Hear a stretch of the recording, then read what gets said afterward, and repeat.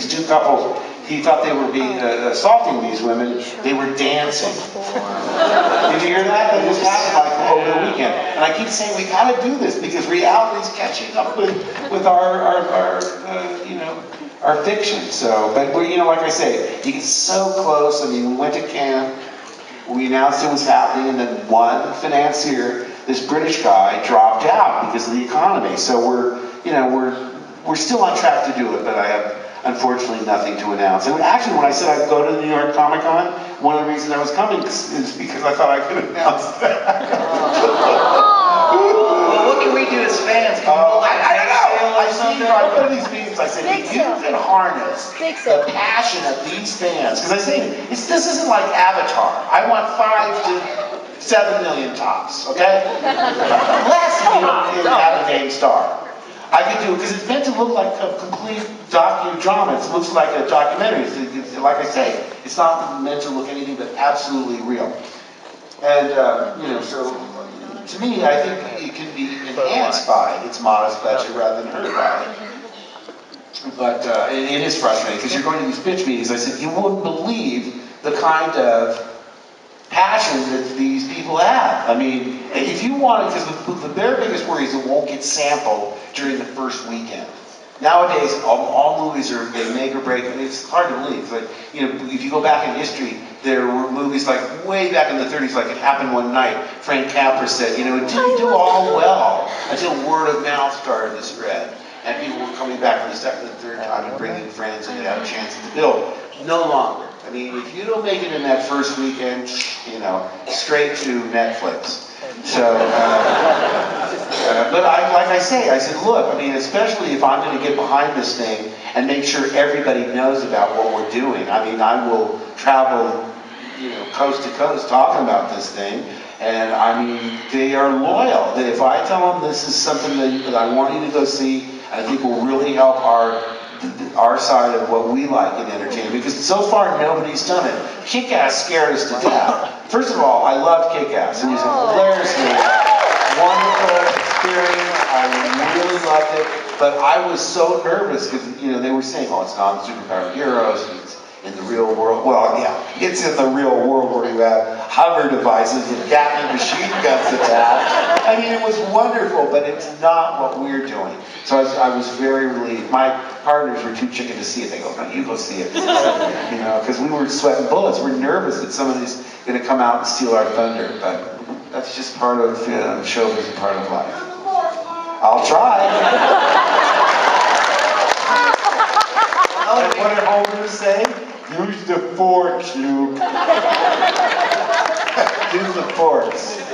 I want to make sure we don't run out of time, so these audience members have a chance to ask. These are their questions? No, these aren't their questions, but if you guys want to start lining up, I think there's a microphone somewhere. I'd like to see fire and then a building. Let's get right to that. All right. But if I had known that you wanted to do this, I would have shut up a long time ago. I want what you want. We're going to stay forever. Is that all right, cool with everybody? Yes, hi, I'm Aman at avatarspirit.net, and I wanted to ask about your motivation for Ozai. We never got to really get into it. And as much as I love the Joker, and I will always see you as the Joker, I have to ask about Ozai, because we really don't know why he hated Zuko so much. well, first of all, I read that. She's talking about Avatar, The Last Airbender. I remember reading those scripts and thinking, this is so intelligent. It's going to last 3 episodes and be canceled. Because everything else, usually it has to be like action, slam bang, whatever. And to give it a really quick answer, it was so intelligently written. Now, my father was in the Navy, so I lived in Japan for 2.5 years. So I had sort of an understanding of a kind of culture that doesn't come naturally to Americans. And I think what really put me on my guard was the fact that Mako, this very revered Japanese actor, played sort of my counterpart. So there was no goofing around. I mean, they're some of the funniest and most profane people in the world that inhabit the animated world. And they were still doing some of their stuff, but Mako always stood, and he was always unflappable. He would not get involved in all the gibble gabble and dirty jokes and stuff. And I think a lot of that happened. So I really, I hope that answers your question, because first of all, you get everything from the script, and you ask questions of the director, and I think possibly, like I say, my background and my reverence for Mako created whatever I did in that Orzai character. I miss it terribly. They're rebooting it now, but... No, next it's a sequel. They're not rebooting it. Please don't tell me they're rebooting it.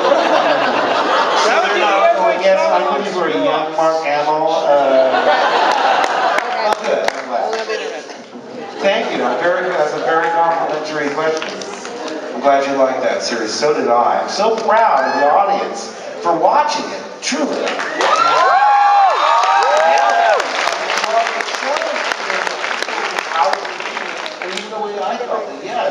Don't talk down to your audience. Give them something to aspire to. They're not yo-yos and dummies.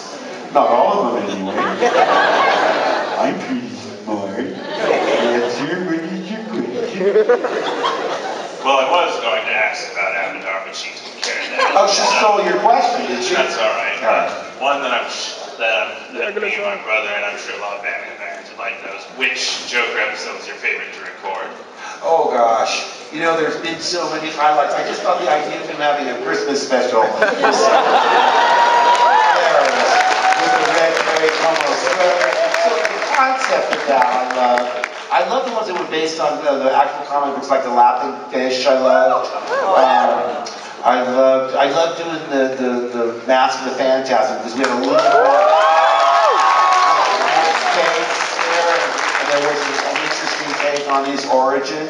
I mean, I'm always surprised. Like, I remember telling Andrea Romano, I bumped into Paul Dini, one of my favorite Joker writers, at Golden Apple in Hollywood, comic book store. It seems fitting, right? And they were doing Batman Beyond, and so I was sort of joking with Paul, because our show is over, and I kept picking these franchises where they went in the wrong direction. Star Wars went backwards, Wing Commander went backwards, Batman went forward. My wife was saying, "Can you pick one franchise that will help us, please?" So I saw Paul Dini, and so I jokingly said, "Hey, Paul, I know Batman Beyond said way 100 years in the future or whatever. Come on, you've seen Futurama. Bring Joker back as the end of the jar." And he said, "Be careful what you wish for." As it turns out, they asked him, "Would you write a Batman Beyond direct-to-video?" And he said, "The only way I'll do it is if I can bring back the Joker." And he said, "Would you do it if I do that?" And I went, "Oh my gosh. Let me think about it." Yeah. But I also knew that it would be a different Joker than we'd ever done before, because they wanted to keep you guessing as to whether he was a robot or a clone, or whether he was the real thing or he wasn't. And they didn't let me do my old tricks. I couldn't get in there and do Joker. Yeah, no. I had to do it much more Hannibal Lecter-y and subdued, and I had to trust her, because by that time I had really a lot of times when you listen to the first couple of episodes of, say, The Simpsons, Homer sounds so much different. "Come here, boy, I told you to get a haircut." Boy, it's much more Walter Matthau than the cuter Walter version. But because you find your niche, and by that time I had worked out all my Jokerisms, and she made me get rid of all of them. But again, it paid off in the end. I had to go over and look at a lot. I wrote this introduction. There's a Joker coffee table book coming out in the fall. It's the first one DC's ever done for a villain. They did the Superman, Batman, I think Wonder Woman, and Green Lantern. This was the Joker. And so for the first time since I recorded the shows, I went back and watched all of them. And I was really nervous, because I thought, you never know if your opinion, if they're going to hold up or not. And one thing I'm really happy about is they do hold up beautifully, because they're in this nether world. They're almost retro-futuristic with dirigibles and that Art Deco sort of art direction. It's I maybe wish my kids were young again, because it's a perfect show for, a dad to watch with his little kids. Yeah. But yeah, I love them all. Even though I have lousy parts, I thought Harley and Ivy was a hilarious parody of those women's films, like Thelma and Louise. And Joker's useless, you know, in a apron. And I didn't have a big part, but I mean, I got what they were trying to do. And I love the way they would go back and forth between dark and light, and like the Christmas being funnier, and you know, I mean, I looked at them all as separate issues of a different comic book with a different writer and a different artist. You know, I'm probably even forgetting some of the ones that I loved at the time. Joker's Favor, no, the one where Joker's Wild, the one where he's in the casino in Las Vegas. Wild Card. I love that one. What were you calling out? Wild Card. That's the name for Justice League? Oh, no. It's the one we did was called Joker's Wild, and Harry Hamlin played this guy who did a Joker-themed casino, which, you know, irritates the heck out of me because I'm not getting any royalties. There's a theme that resonates with me. I don't really complain publicly, but yeah, everyone knows the facts. It's a sad, sad story indeed. All right, next question. Hi, my name is Stephanie. I have been a really, really avid fan of yours since I was like a kid. Right. I'm trying so hard not to fangirl out right now. I actually have two questions. As far as graphic novels go, The Killing Joke, if they were to ever turn that into a movie, Right. would you ever want to do that? Well, you know, it's funny that you say that because before the video games came around, we had just retired the original run, which was 92 to I think about 2004 or 5. I said to someone, I don't know whether it's Arlene Sorkin or I know, I love her to death, but maybe to Paul Dini, I said, you know what I should do is we should do Killing Joke, but as a book on tape. And the only reason I said that was because I know how prickly Alan Moore gets about adaptations of his. And I said he hardly could get upset with us reading his every syllable, word for word. And that, in terms of people writing in, because they write in all the time and say, why is the Joker, you know, he's all bark and no bite, you know? Why doesn't he kill more people? Why isn't he more psychopathic? And they forget, with the exception of the direct-to-videos or the feature films, you know, it was a children's cartoon in the afternoon, you know, that was under the auspices of standards and practices, the censors, you know, so we, you know, we even had to go back and change the script. I remember in one of them, I kidnapped the mayor's son. I played Checo. It's Joker in disguise as another clown, sort of based on it. Because I think, how do you disguise the Joker's voice, which is sort of a disguise of, you know, it's too hard to imagine. But we had to go back because in that I kidnapped the boy, and they said, no, you cannot put children in jeopardy, you can't punch someone in the face, you can't fire handguns, no alcohol, no drugs, no religious icons, no nudity, no children in jeopardy. So he had to stow away in the Joker's van, and then I discovered him in the van because otherwise it would have been putting a child in jeopardy.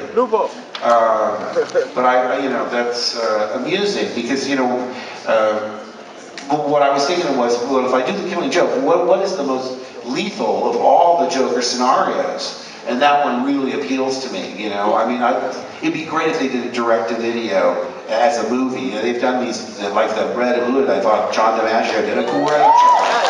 You know? I like every Joker I've heard. I love Jeff Bennett on Brave and the Bold. I love Kevin Michael Richardson. I mean, but you know, I mean, I'm one of those people that not one person can play Hamlet. A lot of people can play Hamlet. So if they did the Killing Joke, I would love to have a crack at it. Because you know, with Killing Joke, they wanted a new approach, and that's what I think is Bruce Greenwood, is it? As Batman? Yeah. It's not Kevin, yeah. And then it's like I said, John is Joker. So they don't like you to get too associated with the part, you know, because it's investing too much power in one person's, you know, they don't want one guy that does Bugs Bunny, they want 6 guys that do Bugs Bunny. It's a corporate thing, you understand that. You know, Occupy Wall Street, yeah, man. Total solidarity. I want economic justice for those Wall Street crooks too. I really do. I mean, isn't that funny? All these guys did that. They paid them off with our tax money, and nobody gets prosecuted. People point that out and they get arrested. They've arrested hundreds of people for just pointing out that nobody got arrested for the Wall Street crooks. How do we get on this topic? Mark? My daughter, when I started, done this movie, you guys gotta watch this movie called Sushi Girl.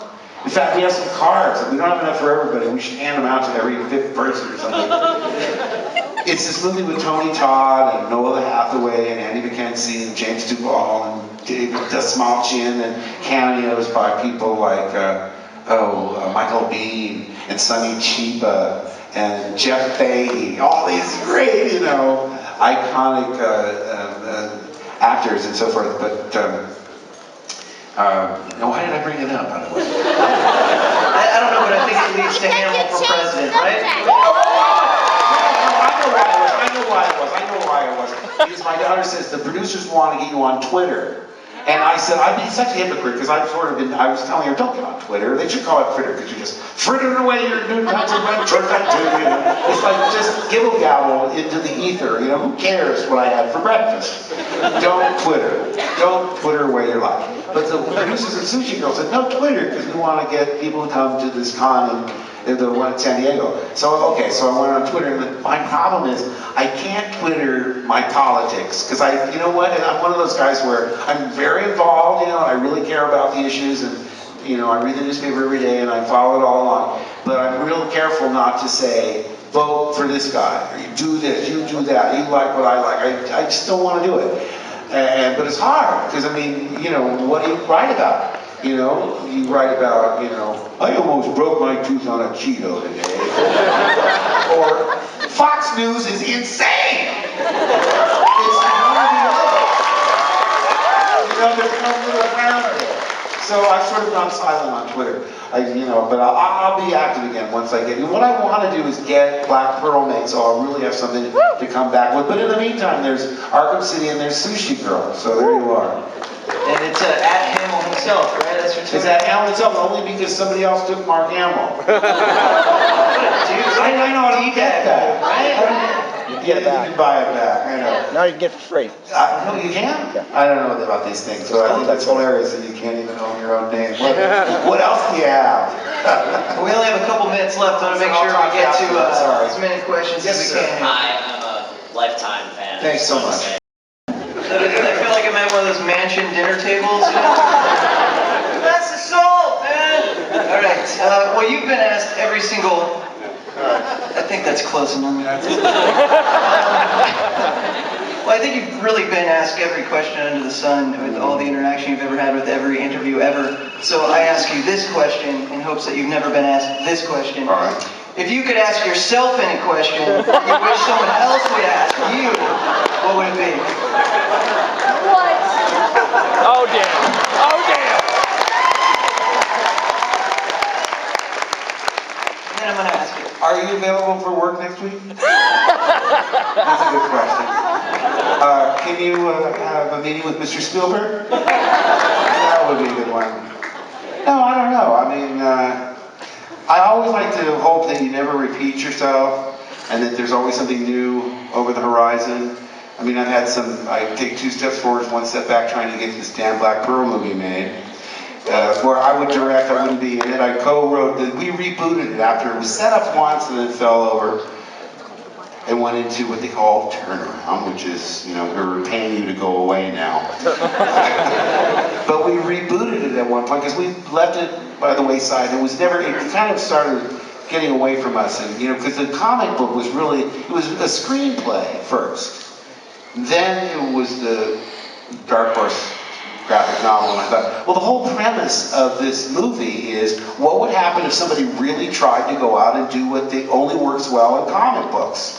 But complete reality. No science fiction or fantasy or artifice, just what if. And you can't do that in a comic book because you're trying to scrutinize the very form that you're analyzing under the magnifying glass with, we didn't have thought balloons, but there were balloons, and, I thought, well, since it's that, we'll keep the same premise, but we'll just let it be a comic book, and just let it, he has no superpowers, but my point is, the guy I wrote it with, Eric Johnson, has partnered up and since become an Oscar nominated and BAFTA nominated and Screenwriters Guild nominated, and he won all the nominations. He lost mostly to The King's Speech, but they wrote The Fighter, which was very successful. So I'm thinking, well, maybe that can reflect well on us because that's their favorite script.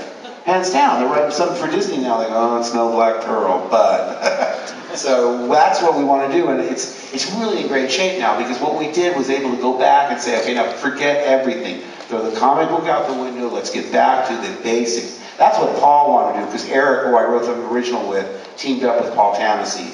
And Paul said, of all your stuff, I like Black Pearl the best, but I like it back to when it was Mark's vision of this. I brought it up, I told you the Wampa story. Good story. I was wondering, if that made me wonder actually, if you had a specific memory, like a one day on set, or a specific take that really sticks out to you as just the moment that made Star Wars worthwhile. Oh, that's really tough. It probably would have involved Alec Guinness because we went away to North Africa with him and the robots first before any of the other actors came over to do studio work. And there was such majesty, there's such beauty in the Tunisian desert, you know, and to be far away from everything you know in an outfit like that, you know, riding in a floating car with robots and Sir Alec. I mean, I was just, oh my gosh, I mean, if this doesn't play the way it should, it's going to be the best home movie I've ever owned. I'll get a copy of it. Let me find a moment that I think, oh, I know, this is odd. I remember I wanted it, whenever I saw a costume or a prop, I wanted to handle or play with it. So, I mean, I was inside Jabba learning how to work him. But the first creature I ever crawled inside of were those, whatever's tied up outside the cantina. Banthas? Yeah. And so, okay, there's a slit in the stomach. It's a dewback. A dewback? Okay. Whatever it was. Yeah, I think it's a lizard-like thing, right? Yeah. Star Wars trivia quiz. It's a dewback, Dad. That lizard thing. I don't know what you're talking about. And I'll tell you, there was all this paper mache on the inside of it. And I remember with a little flashlight reading a review of a David Bowie concert. Inside the dewback. Which was very odd. A lot of rock and roll crossovers. I remember having that earpiece in when I worked with Yoda. Oh, many years ago. And all of a sudden he'd go away, and I'd hear the Stones sing, ooh, beautiful to cry, beautiful to cry. I'm still looking at Yoda, but I'm picking up the Rolling Stones. So I said to Kirsten, what's with that? I laughed. And they cut the film. The reason I bring it up, they said, okay, what happens is when you're walking through, you're picking up other radio frequencies besides Frank Oz. And well, what we're asking you is if you hear the Rolling Stones again, don't make a face, turn to the camera and going, I'm getting the Stones! Just keep looking at Yoda and we'll be able to use whatever footage. Don't cut it for anything. And so that would happen. A lot of times he would go out and it would be some other music or announcement on the radio, and I would still just stare at Yoda and act like I understood.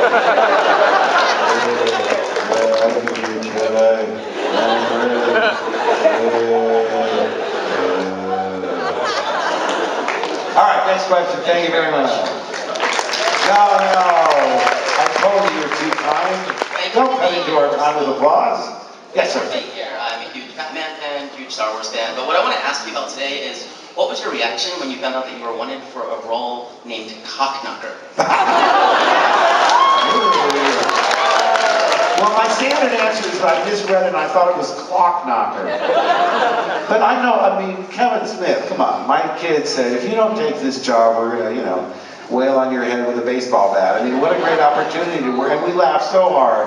I mean, I forgot when I actually saw the movie come together, I thought, oh yeah, I'm playing a real jerk who doesn't get any of the jokes. Because all I remember was, I couldn't look at Jason Mewes with that, it's like this hood ornament, this hood ornament on his head. And I had to look them in the chin. That's how much I laughed. And you know what was funny about it was Kevin's parents were on the set. Kevin's his parents, and they were saying, it wasn't so long ago he was playing with you on a little miniature Star Wars. Now he's playing with you on a really big one. I love it because the set reminded me of the old Batcave from the Adam West TV series. By the way, I got to do a little Joker once with Adam, for there was a student film being done in Florida, and we all donated our salaries because it was for their senior class project to do this Lego Batman short film. And what a cast! Dick Van Dyke was Commissioner Gordon, and I did Joker, but I walked in and I thought it was going to be Kevin Conroy, and there's Adam West sitting there in a Hawaiian shirt. And I got all gaga, because, I was a kid when he was on the TV, and, people have to remember, no one gave Batman any credit back in those days. Everybody knew Superman. So even though it was camp and they sort of made a joke out of it, I was just thrilled that he got mainstream recognition, because I was probably 13, 14 when it came on. My point is, I had a lot of reverence for it, and people dump on it because they get mad that he made it, or not he, but, it left a stench of campiness on comic books for many, many years. But still, I got a little tongue-tied because, there he was, and I thought, I got really intimidated because Kevin's heard my Joker a million times. Now I'm competing with Cesar Romero, for God's sakes. And I don't even remember. I love Cesar Romero, but he had great energy. But I couldn't remember exactly how he did it. But I do know that when I did my first few lines again, I was real self-conscious about, Adam says, "Why, that's quite a remarkable Joker, young man." And I go, "Thanks, old Joker."